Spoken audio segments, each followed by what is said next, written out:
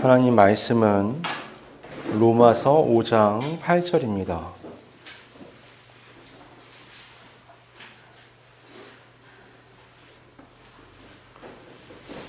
로마서 5장 8절입니다.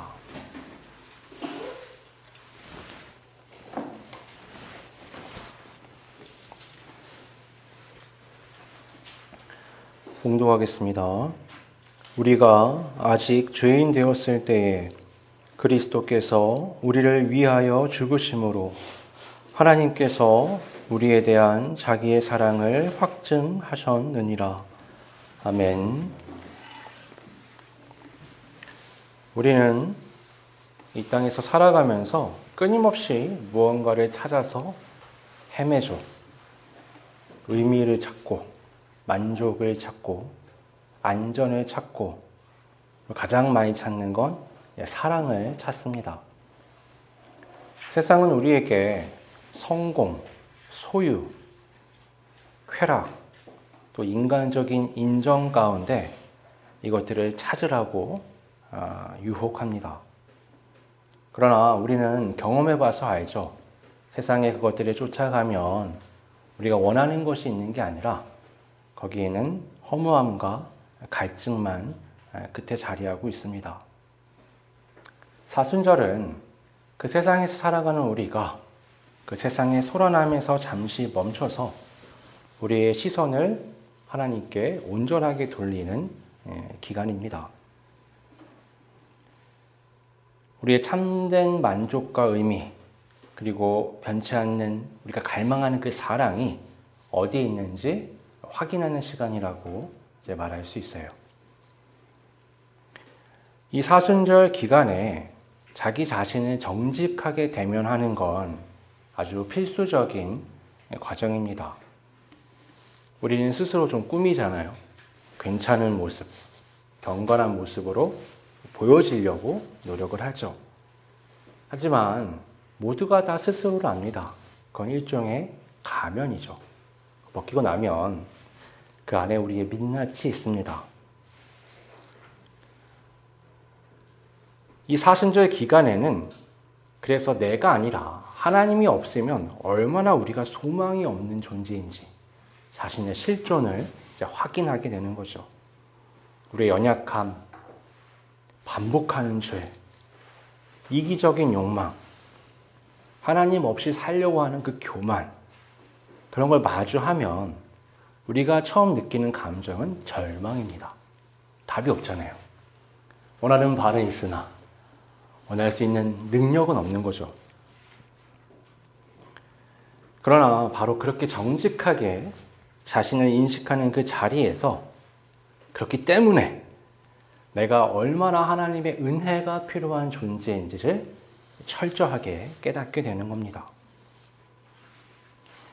바로 그 지점에서 오늘 말씀이 우리에게는 한 줄기 빛이 되는 거예요. 이 로마서 5장 8절은 그 복음으로 생각을 해보자면 그 에베레스트 산 꼭대기와 같은 겁니다. 에베레스트 산 꼭대기가 작은 이 지구상에 보면 작은 부분이죠. 하지만 그 얼마나 높은지, 얼마나 의미 있는지 우리가 생각해 볼 수 있잖아요. 그런 것처럼 이 말씀은 단 한 절이지만 이 안에 담겨 있는 그 진리의 무게와 높이를 우리가 가늠할 수가 없는 겁니다. 이건 인간의 논리, 또 인간의 기대를 아득히 뛰어넘는 하나님의 자기 계시라고 할 수 있습니다. 그리고 우리를 향한 하나님의 그 사랑이 얼마나 강렬한 건지 압축적으로 보여주는 겁니다. 우리 시간이 말씀을 한번 다시 읽어보겠습니다. 우리가 아직 죄인 되었을 때에 그리스도께서 우리를 위하여 죽으심으로 하나님께서 우리에 대한 자기의 사랑을 확증하셨느니라. 아멘. 이 말씀은요, 우리가 흔들리는 세상 속에서 반드시 붙잡아야 할 영원한 닷과 같은 그런 말씀이라고 할 수 있어요. 먼저 보면 우리가 아직 죄인 되었을 때에라고 말씀을 하죠. 여기서 죄인이라는 건 어떤 의미냐? 그러니까 세상법으로는 법을 어기면 죄인이 되죠. 판결을 받으면. 그러니까 세상법이나 도덕적 기준에 미치지 못한 상태를 말하는 게 아니에요. 성경이 말하는 죄인이라는 건 훨씬 더 근본적인 걸 지적하는 겁니다. 하나님과의 관계가 파괴된 상태. 창조주 하나님을 등지고 내가 삶의 주인이 되려는 교만한 상태가 바로 이 죄예요. 아담과 하와가 지었던 선악과를 먹었던 그 불순종의 사건. 그건 단순한 불순종이 아니라 하나님을 거부하고 내가 하나님이 되겠다라는 선언과도 같은 거였습니다. 그게 죄의 본성이에요. 하나님이 에덴 동산에서 쫓아내서 하나님과 분리가 된 게 아니라 하나님께 반역함으로 스스로 하나님을 밀어낸 겁니다. 시편 기자는 이렇게 말해요. 내가 죄악 중에서 출생하였으며 어머니가 죄 중에서 나를 잉태하였나이다. 그러니까 태생 자체가 우리는 죄에 있다라고 말하는 겁니다. 또 이사야는 그렇게 말해요. 오직 너희 죄악이 너희와 너희 하나님 사이를 갈라 놓았고 너희 죄가 그의 얼굴을 가리어서 너희에게서 듣지 않으시게 함이니라. 하나님이 나를 찾아오시지 않는 게 아니라 내 죄가 하나님과 나의 관계를 끊어버린 겁니다. 바울은 로마서 3장에서 유대인과 헬라인이 다 죄 아래 있다고 말하면서 이렇게 말해요. 기록된 바 의인은 없나니 하나도 없으며 깨닫는 자도 없고 하나님을 찾는 자도 없고 다 치우쳐 함께 무익하게 되고 선을 행하는 자는 없나니 하나도 없도다. 인간이 전적으로 부패하고 선에 있어서 무능하다라는 것을 선언하는 겁니다. 이게 바로 죄인인 우리의 상태라고 말할 수 있어요. 하나님을 알지 못하고 하나님을 찾지도 않고 오히려 하나님을 대적하려는 상태. 스스로 구원할 수 있는 능력은커녕 선을 조금도 행할 의지도 없는 상태. 마치 깊은 수렁에 빠져서 절대 스스로 빠져나올 수 없는 사람. 의사의 도움 없이는 절대로 치료할 수 없는 치명적인 병에 걸린 환자와 같은 상태. 도저히 갚을 길이 없는 어마어마한 빚을 진 파산자와 같은 상태가 바로 하나님 앞에서 우리의 영적 상태입니다. 나아가서 로마서 5장 10절은 이렇게 말해요. 우리가 원수 되었을 때. 하나님과 죄로 가로막힌 정도가 아니라 원수가 된 상태로 우리가 지금 하나님 앞에 서 있다라고 얘기하는 겁니다. 역설적이게도 우리가 죄인이 되어서 하나님과 원수가 된 바로 그때 이 하나님의 사랑 이야기가 시작되는 겁니다. 세상 방식대로 하면 어때요? 이 상태라면 진노와 심판이 따르는 게 당연하죠. 로마서 5장 7절은 이렇게 말씀해요. 의인을 위하여 죽는 자가 쉽지 않고 선인을 위하여 용감히 죽는 자가 혹 있거니와. 그러니까 세상에서는요, 아주 가치 있는 사람을 위해서도 대신 죽는 게 아주 어려운 거예요.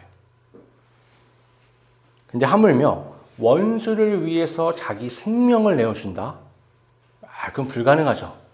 원수를 죽이려는 게 우리의 정인데 원수를 위해서 내가 내 목숨을 희생한다.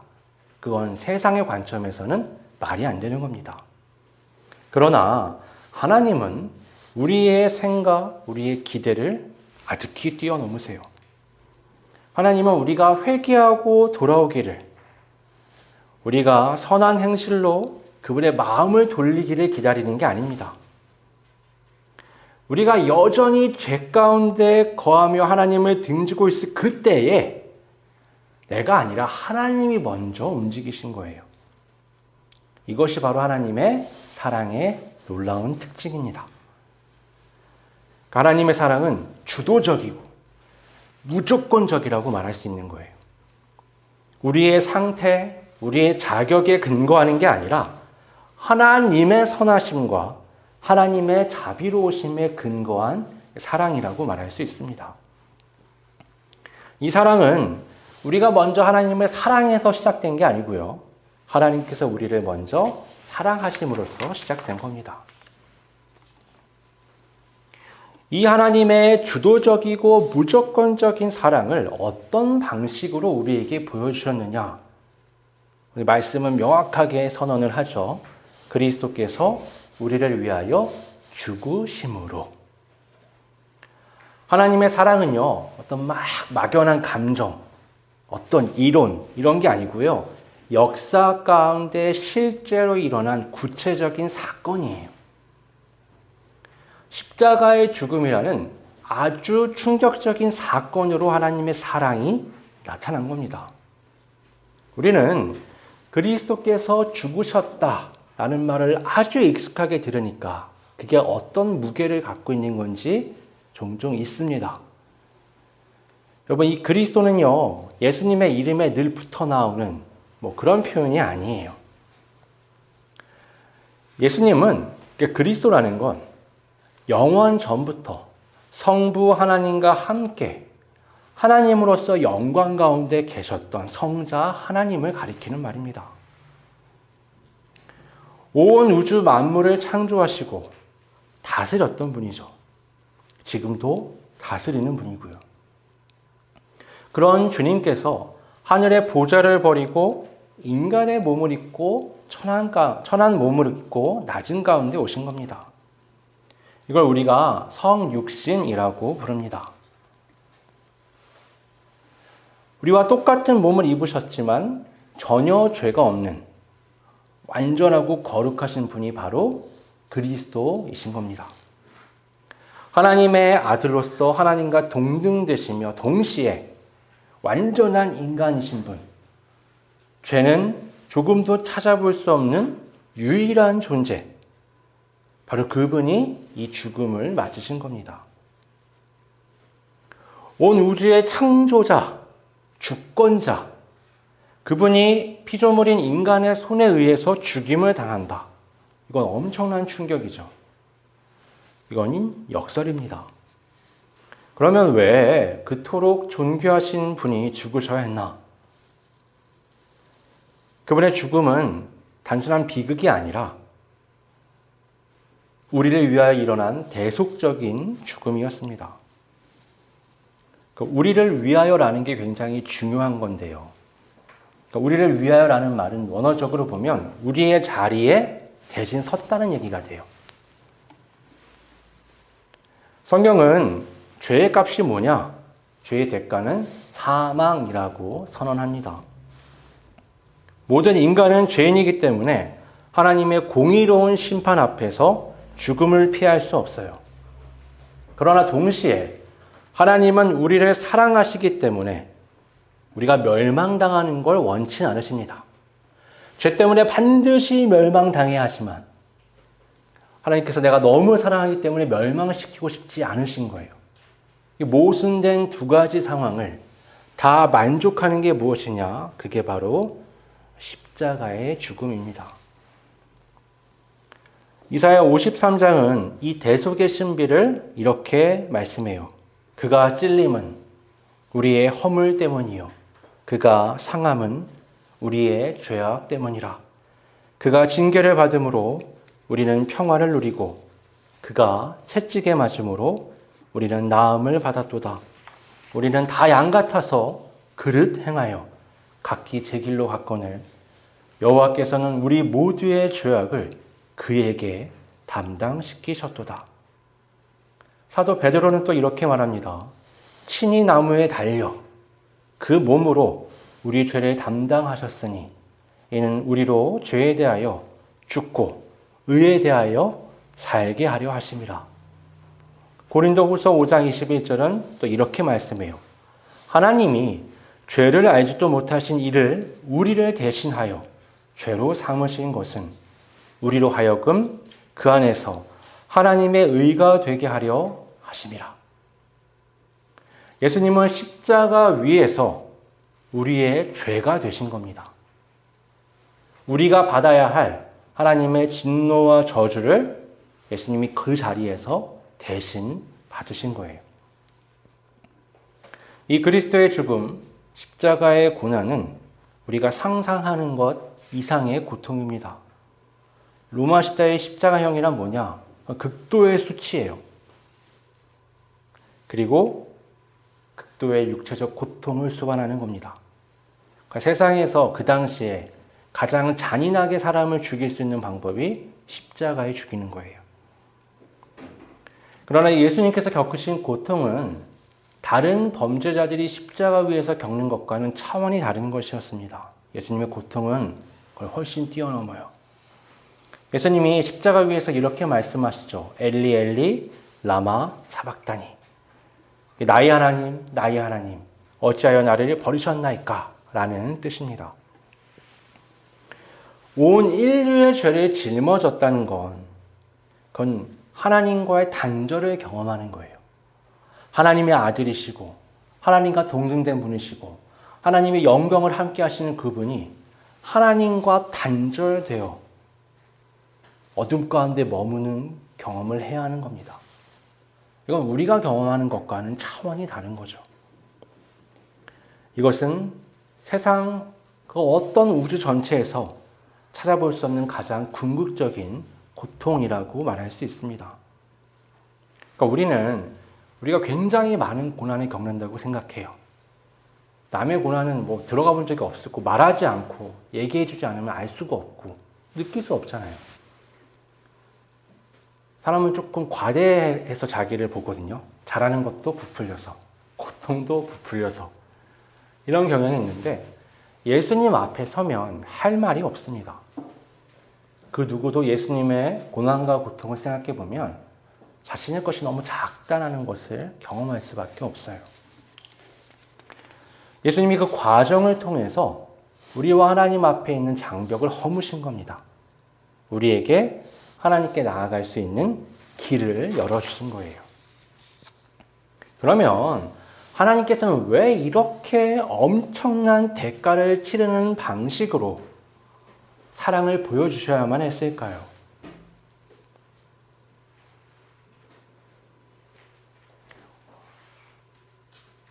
우리가 아직 죄인 되었을 때 그리스도께서 우리를 위하여 죽으심으로 하나님께서는 우리에 대한 자기의 사랑을 어떻게 해요? 확증하셨다. 여기서 확증하다라는 단어는 시니스테신이라는 건데 이거 굉장히 강력한 단어입니다. 이거는요, 그 어떤 확증이라는 게 우리는 보여주다, 표현하다 이렇게도 이해할 수 있는데 이건 그런 정도가 아니라 증명하다, 입증하다, 추천하다, 굳게 세우다. 이거 마치 법정에서요, 상대가 도저히 논박할 수 없는 명백한 증거를 제시하는 것과 같은 겁니다. 그러니까 이거는 아주 공식적인 거예요. 내밀하고 사적인 게 아니라 아주 공적인 메시지입니다. 하나님께서 십자가라는 사건을 통해서 우리를 향한 사랑이 단순한 하나님의 그 감정, 어떤 가능성 이런 게 아니라 이게 아주 실제적이고 흔들리지 않고 의심할 여지가 없는 진실이라는 것을 온 우주적 차원에서 또 모든 사람의 양심 앞에 증명하신 거예요. 내가 너희를 이렇게 사랑한다.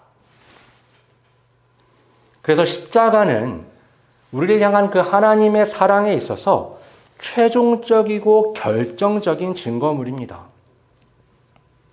그러니까 그거 외에 다른 걸 찾는 건 굉장히 어리석은 거예요. 예수님께 사람들이 표적을 많이 구했거든요. 당신 하나님의 아들이십니까? 표적을 보여주십시오. 예수님 뭐라고 말씀하세요? 요나의 표적 말고는 내가 보여줄 게 없어. 예수님이 그들이 원하는 많은 걸 하실 수 있지만 그건 다 낮은 수준의 것들인 거예요. 우리는 놀랍다고 하죠. 예수님이 보여주시는 그 십자가의 죽으심, 그것이 바로 또 부활하심이 하나님이 우리에게 보여주신 가장 강력한 사랑이고 구원의 증거가 되는 겁니다. 이 사랑은 어떤 사랑이에요? 본문에서 그 사랑을 자기의 사랑이라고 표현하잖아요. 그러니까 하나님의 자기의 사랑이에요. 하나님께 속한 사랑이죠. 하나님의 고유한 사랑입니다. 그래서 이걸 우리가 이해할 수가 없는 거예요. 왜냐하면 세상에서 볼 수 있는 사랑과는 차원이 다른 것이기 때문에. 성경은 이걸 뭐라고 말하죠? 아가페 사랑이다 라고 말합니다. 아가페 사랑의 특징이 뭐냐? 그러니까 우리의 사랑은 어떠냐면 상대한테 매력을 느껴야 돼요. 아니면 뭔가 긍정적인 느낌을 가져야죠. 그래야 애정이 생기고 사랑을 줄 수 있습니다. 근데 아가페는 그런 게 아니고요. 상대방이 어떤 가치나 매력, 나에게 주는 유익이 전혀 없음에도 생겨나는 사랑이에요. 놀랍죠? 사랑받을 자격이 전혀 없는 대상에게 아무런 조건도 없이 먼저 찾아가서 베푸는 자기 희생적인 또 자기 부정적인 형태의 사랑입니다. 그래서 이 사랑은요, 어떤 변덕적인 감정과는 다른 거예요. 상대방이 뭘 어떻게 하느냐, 심지어 상대방이 배신을 하더라도 끝까지 포기하지 않고 나아가는 게 하나님의 아가페 사랑입니다. 하나님은 도대체 어떻게 이렇게 사랑하실 수 있을까요? 이해가 잘 되지 않잖아요. 어떻게 그렇게까지 사랑하실 수 있을까? 요한일서 4장 8절, 16절은 이렇게 선언해요. 하나님은 사랑이심이라. 그러니까 사랑이 하나님이 가진 속성 중 하나가 아니라 하나님 자체가 뭐예요? 사랑이시라는 거예요. 그러니까 사랑 자체이신 하나님은 당연히 사랑하실 수밖에 없는 겁니다. 하나님의 모든 창조, 하나님의 모든 역사의 주관, 하나님의 모든 구원의 사역이 다 여기에 기반하는 거예요. 하나님은 사랑이시에요. 사랑 그 자체십니다. 그래서 끊임없이 사랑으로 행동하시는 거예요.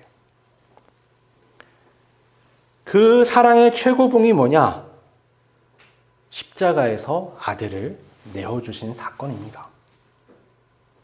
여러분 잘 보세요. 우리가 아직 죄인 되었을 때 하나님의 아들이신 그리스도께서 우리를 위하여 대신 죽으셨다. 이게 결합이 되면 하나님의 사랑의 가장 강력한 증거가 되는 겁니다.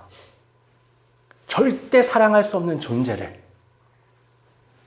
최고의 선으로, 사랑으로 최고의 최악의 형태를 빌어서 사랑하는 거죠.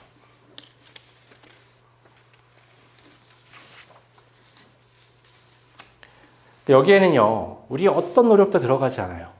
그러니까 하나님 앞에서 사람은 눈꼽만큼 더 자기 의를 내세울 수가 없습니다. 우리의 구원은 전적인 하나님의 사랑의 결과예요. 사람은요, 매우 교만한 존재라서요. 정말 눈꼽만큼이라도 내 의가 들어가게 되면 어떻게 되는지 아세요? 99.9999999%가 하나님의 은혜라고 해도요. 그 0.00001%의 나의 의를 자랑하고 다니면서 사람들이 깎아내리는 게 우리의 본성이에요. 하나님은 어떻게 하셨느냐?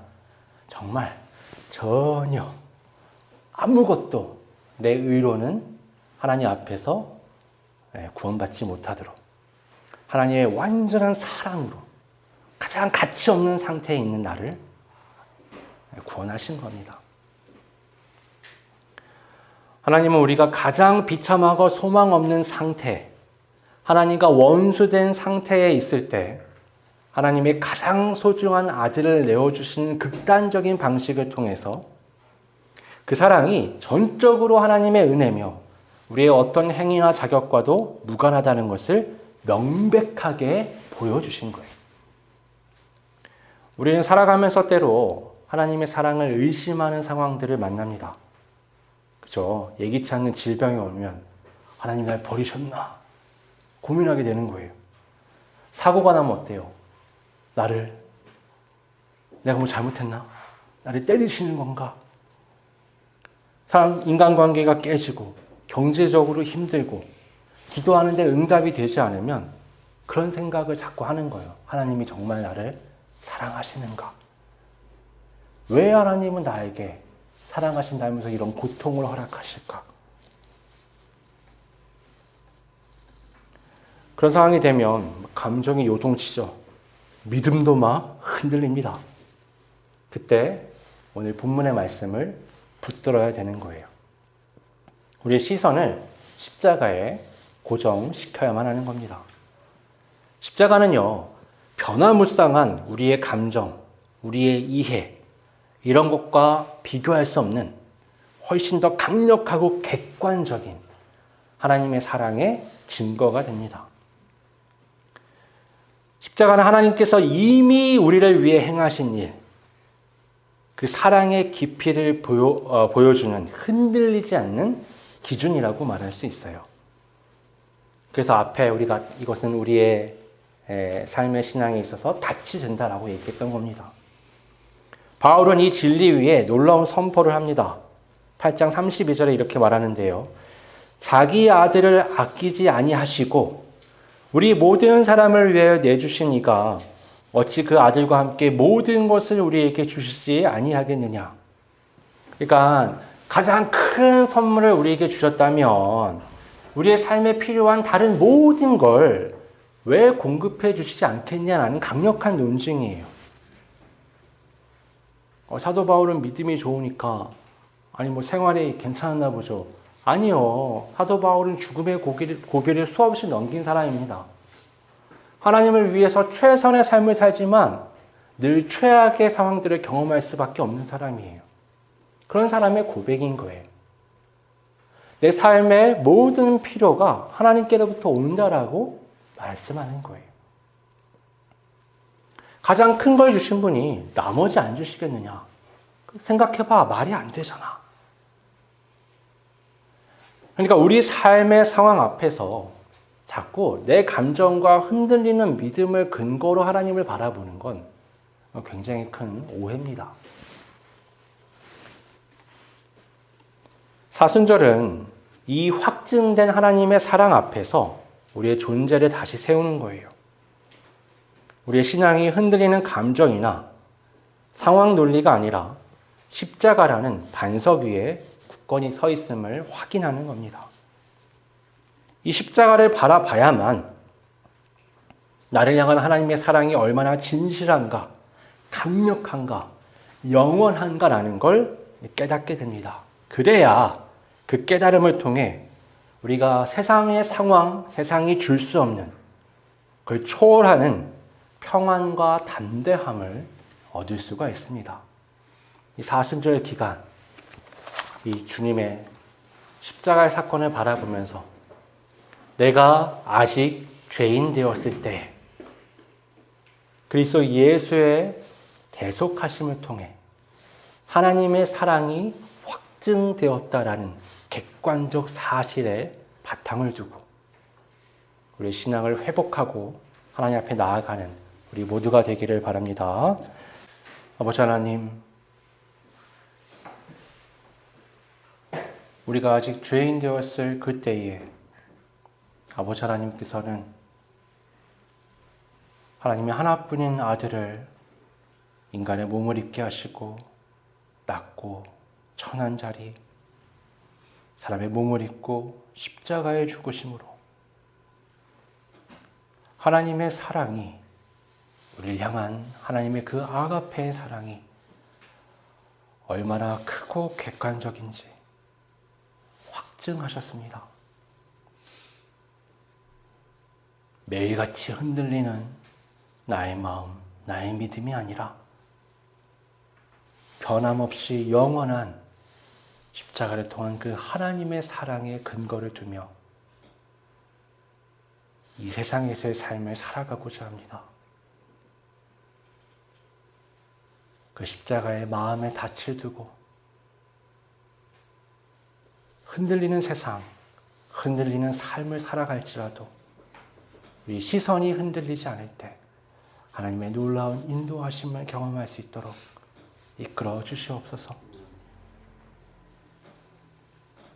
나의 고집, 나의 생각, 나의 상식이 아닌 나에게 모든 걸 주시는 그 하나님의 사랑의 근거를 두고 믿음으로, 담대함으로, 용기를 가지고 삶의 모든 상황을 넘어 이길 수 있도록 이끌어 주시옵소서.